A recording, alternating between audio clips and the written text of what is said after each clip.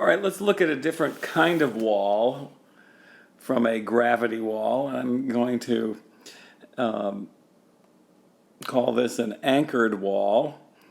It's not exactly what we would build, but it's got the principles involved. And so we have an anchored wall. In other words, a wall that does not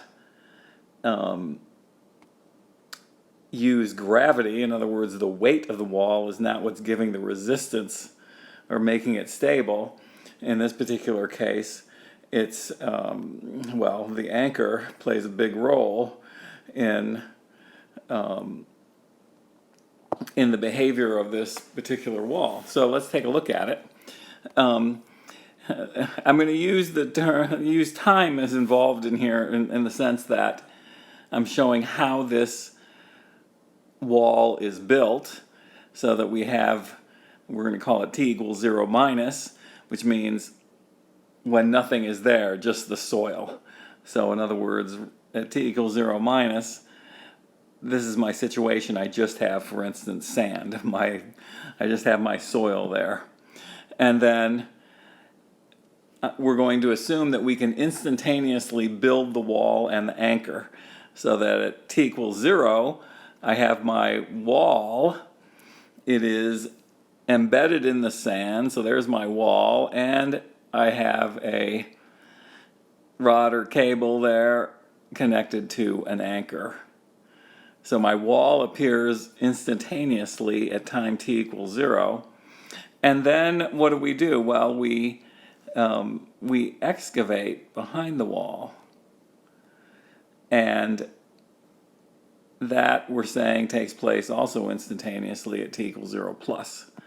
So the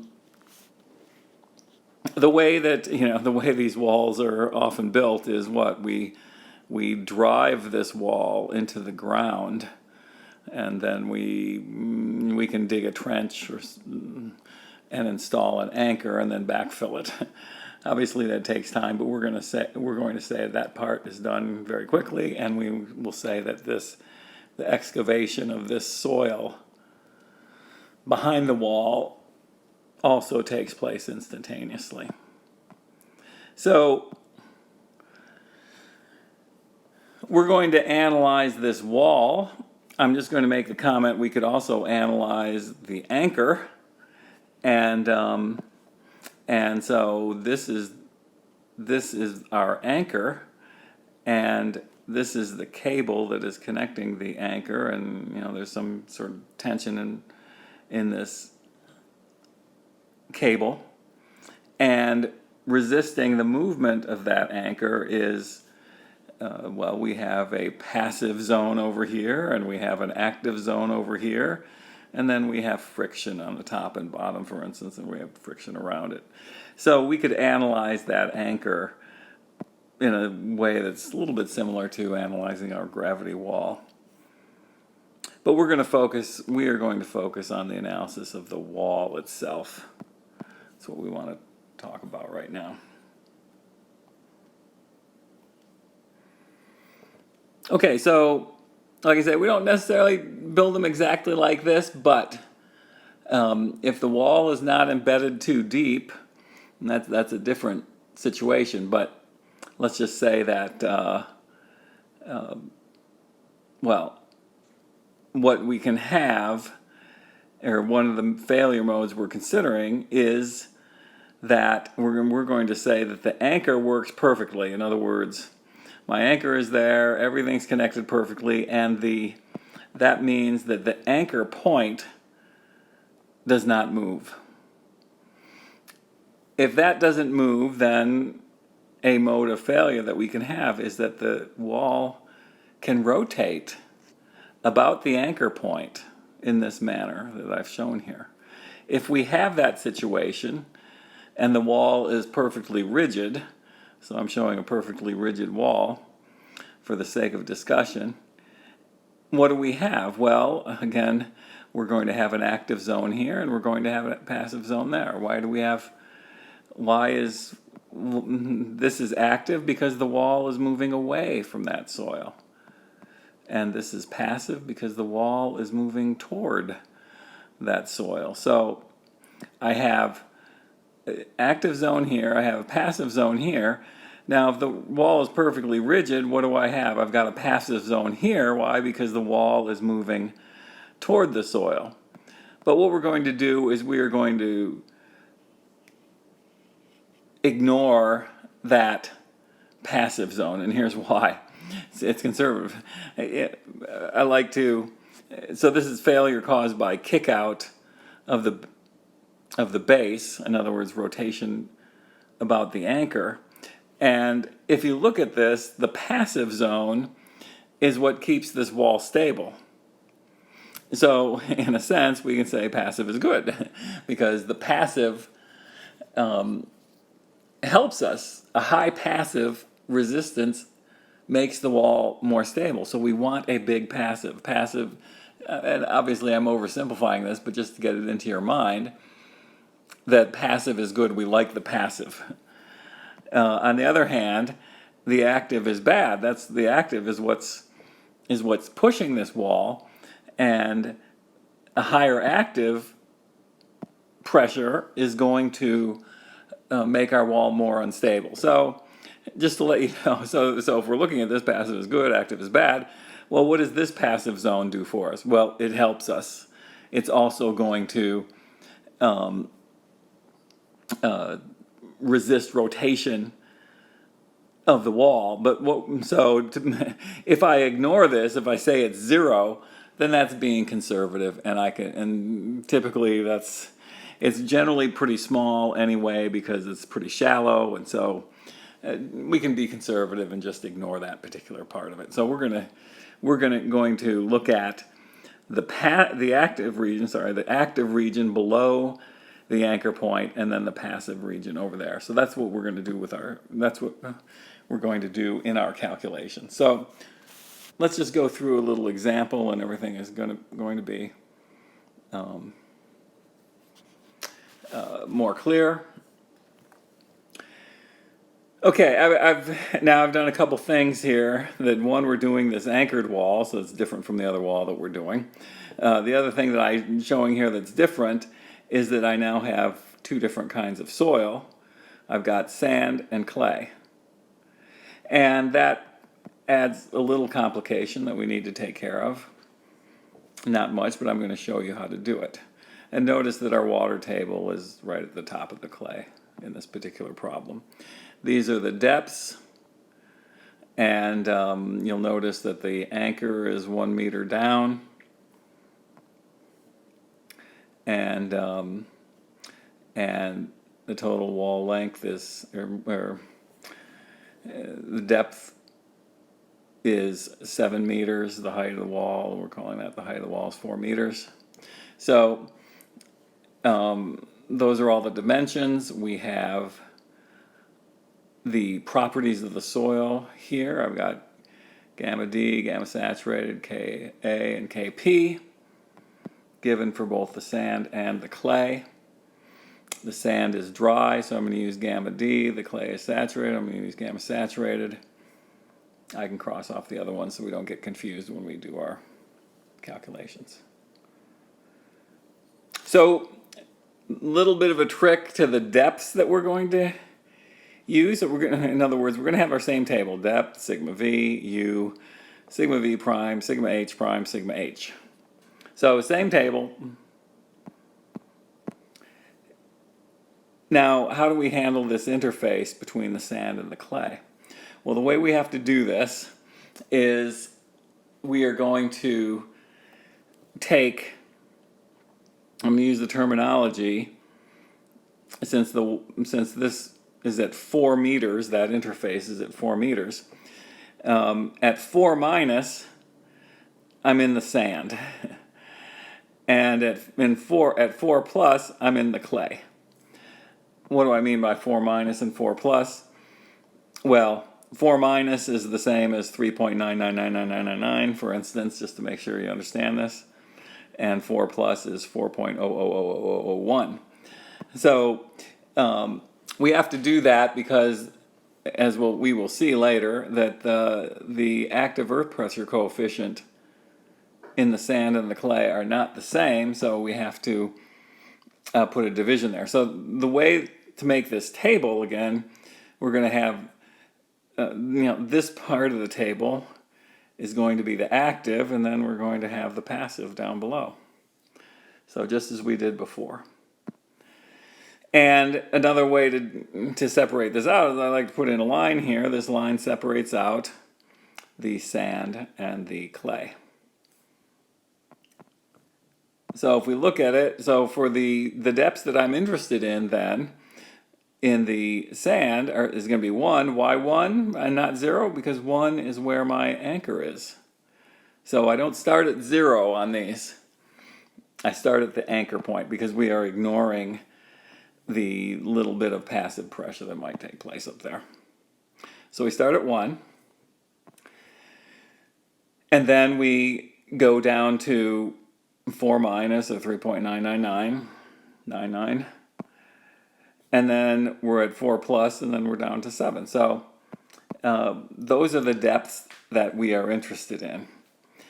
And the reason I'm going through this in a lot of detail is I found that students get confused with this term 4 minus and 4 plus. So bear with me. Some of you understand it quite easily. Others wonder what I'm talking about. So I'm going to explain why these numbers are the way they are and how they work, how to use them. Okay, so what is my sigma v here? Well, my gamma d is 15, and I'm at 1, so 15 times 1 gives me 15. At 3.9999, my sigma v is 3.9999 times 15, which is approximately 60. At 4 plus, meaning 4.00001, my sigma v is what? It's going to be 4 times 15 for the sand, and then 0.00001 times 19 for the clay. Well, if I look at this, what do I see? The second term is pretty much 0, so my answer again is 60.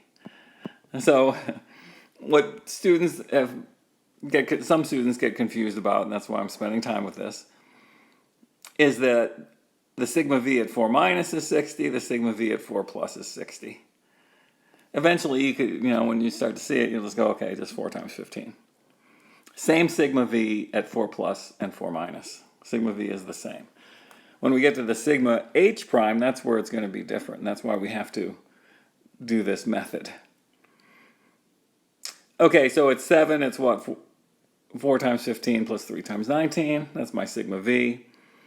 What's my u? Well, this is all dry in the sand, and at the water table it's 0. So it's 0 at 1, 0 at 4 minus, 0 at 4 plus, and it's not until I get down to here where I'm 3 below the water table, 3 times 9.8.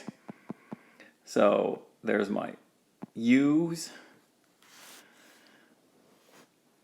Sigma v prime is sigma v minus u, so I just subtract the 2 columns. To get my sigma h prime, I go k times sigma v prime. Okay, so I have to pay attention to my k's. Well, for this portion of the table, I'm in sand. For this portion of the table, I'm in clay. So I have to make sure I use the right k. So my Ka in my sand, now notice because this is the active zone, and we've said active right here, I'm going to use Ka of 0.3. So I have 0.3 times 15, 0.3 times 60. Now I'm into the clay, so down here, now I'm into the clay, I have to use the clay Ka, which is 0.6. So this becomes 0.6 times 60, 0.6 times 87.6. So I end up with what amounts to a discontinuity here. So it's 18 at 4 minus, it's 36 at 4 plus.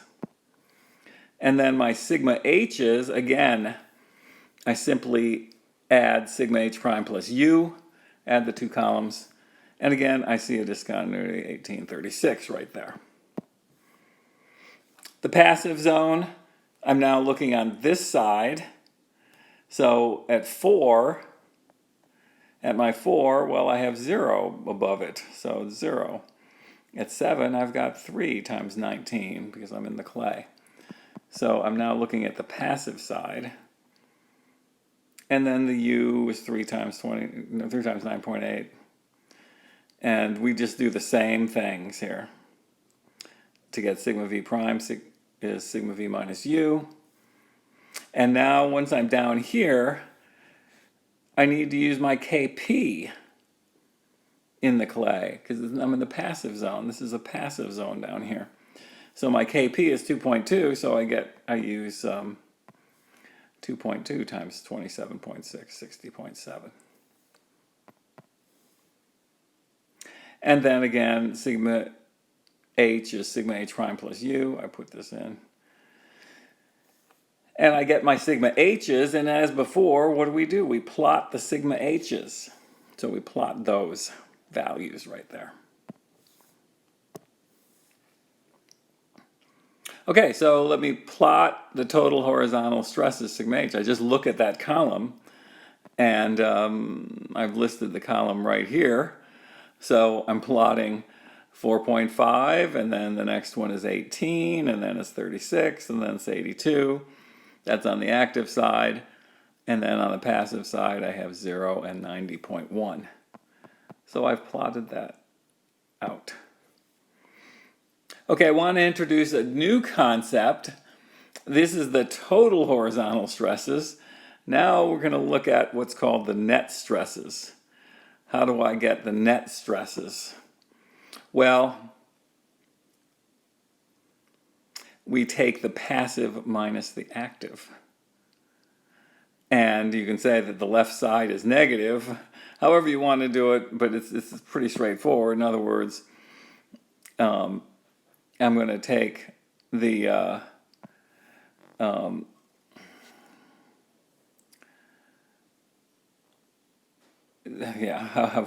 however you want to do it, but put it this way. If I'm looking on the right side of my wall here, the passive is 0 in this entire region. So these points stay the same. So the 4.5 is the same, the 18 is the same, the 36 is the same. Why? Because everything above here is 0. Passive is 0. So that all stays the same. Now, how do I handle it when I get into the part that has a passive zone, the values? Well, I just need to take the next point down, which is this one and this one that is labeled. And what I see is I have 90.1 minus 82. And that goes on the right side. It's over here. So I need to connect the points. Well, so I just do the same. So when I do the net stresses, this stays the same, this stays the same, this stays the same. Now this last point's got to go over there. And since everything is linear, I just draw a straight line, get those points. Now, to do calculations, we want to get the equation of that straight line. So I'm going to give you this is a little shortcut, give you the equation for that line. You can all do that. I'm going to set my coordinate system right here.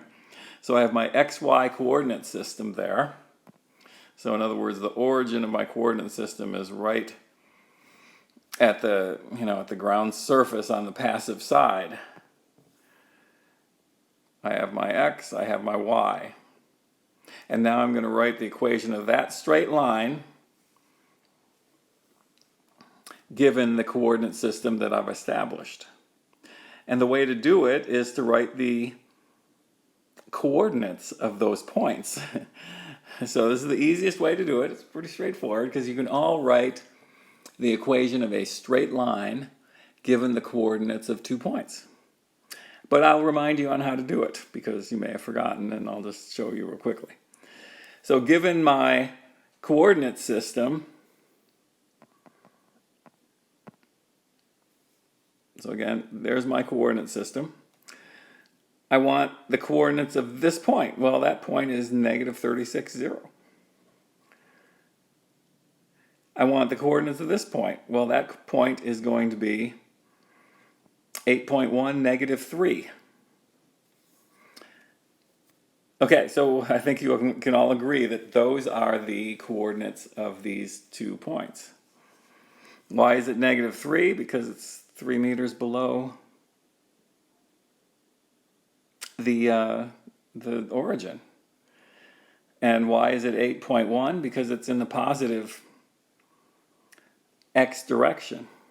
So there's my 8.1. So once you see what those points are, you can list them, and then what do we do? Once we know the coordinates of those points, we can then find the slope of that line. How do we get the slope? The slope is delta y over delta x. The slope is what? Well, it's,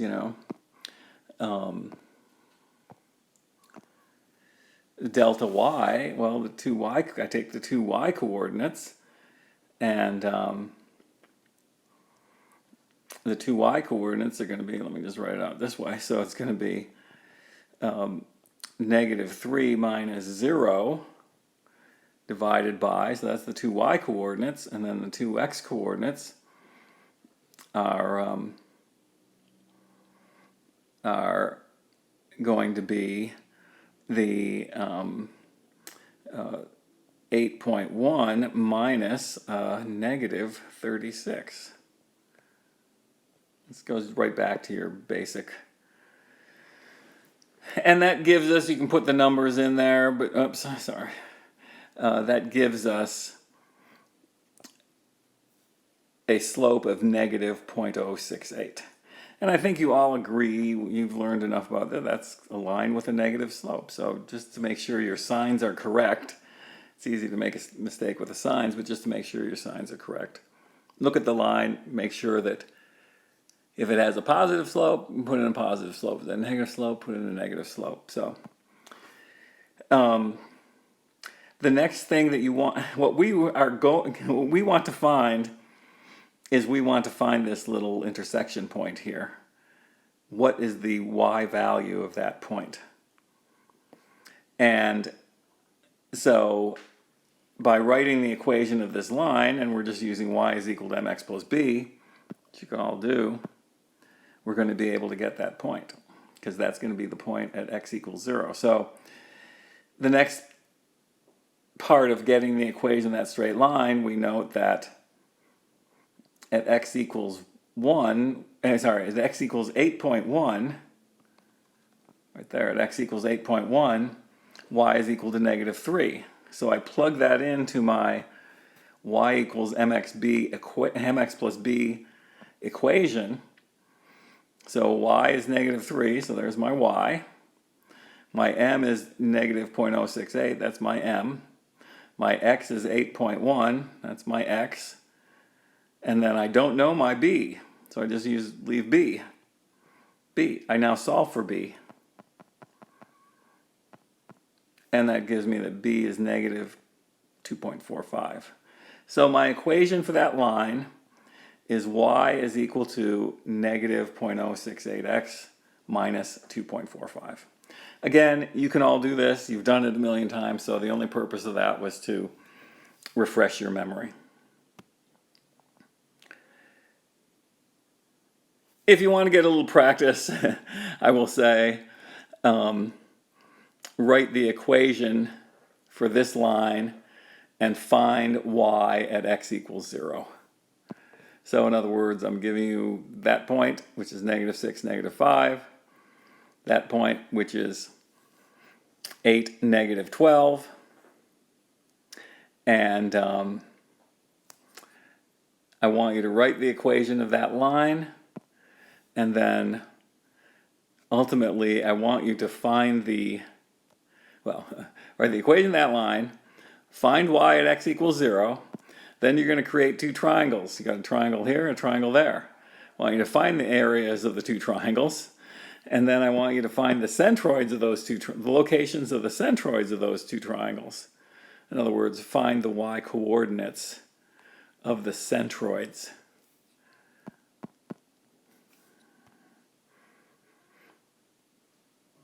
Okay, I'm assuming that you've, sorry, pause the video and solve this.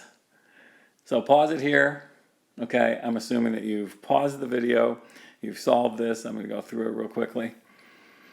And what do I have? Again, I have my my slope is delta y over delta x. So I take my two y coordinates here. So I've got -5 minus -12. And then for my x coordinates, got my two x coordinates there, which is -6 minus 8. And when I do that, I end up with 7 over -14. I get a slope of -0.5, which makes sense. That line has a negative slope. I then put in y equals mx plus b.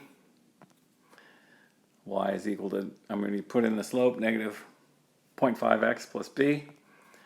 I plug in one of my, I'm going to take this point, which has a y value of -5, put in that for y, an x value of -6, put in that for x.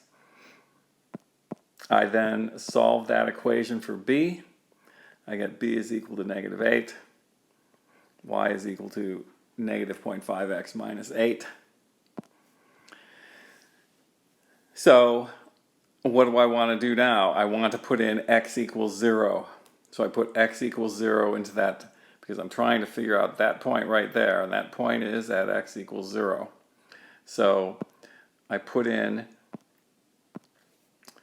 x equals 0 there. I solve for y. I get y is equal to -8. Once I have that this is -8, then I can get the size of that triangle there, which is 3 and 6. I can get the size of that triangle there, which is 4 and 8. I'm going to let you do that because you can all do that. Once I have those, I can take my areas, 1/2 the base times the height. For the first one, 1/2 the base times the height for the second one. So I get those areas there, 9 and 16. And then how do I know where are the centroids located? Well, we use the 1/3, 2/3 rule for the centroid of a triangle. So I take 1/3 of the total 3 there. I take 1/3 of the total 4 there, and that gives me those little distances there. That locates those forces. And once I know where those forces are located, that's going to help me take my moments. And so I'll just finish this up. I use the same approach. I'm going to let you pause the video and look at all the details. But basically, I did that to figure out the area of that triangle there and the area of that triangle there. Same approach. And where they're located. You can see all the calculations here. Once I know, those are the hard ones. The easy ones in all this is this rectangle and this triangle. We've already done that, so we can figure out the areas of those rectangles and triangles. And then those areas of all those triangles and rectangles are there. I'm now going to put them on my free body diagram. So my 13.5 is there, my 20.25 is there, my 44.1 is there, and my 2.23 is there. Everything, those, and then where are they located? Well, they're located at the centroids of rectangles and triangles. The only hard ones are the bottom two. And again, I use the 1/3, 2/3 rule that we just went through. If you look at it, I'm sure you all can get the geometry here. And in this case, we're not measuring from the bottom, we're measuring from the anchor point, because we're going to take moments about the anchor point. So in contrast to the gravity wall, where we measured everything from the bottom, here we're measuring everything from the top, or the anchor point, which is at the top, near the top. So, as I said, we're measuring everything downward from the anchor point. And then what I do is I take my resisting moment, which is the 5.82 is my passive, times the 2.23, not much there. And that's my resisting moment. My kick-out moment, I'll call it, is the 13.5 times that, the 20.25 times that, the 44.1 times that. And there's my, I add those all up, and there's my kick-out. The factor of safety is the resisting moment divided by the kick-out moment. And it's 0.06. Obviously, that's a failure. So what's the problem here? The problem here is that the wall is not deep enough.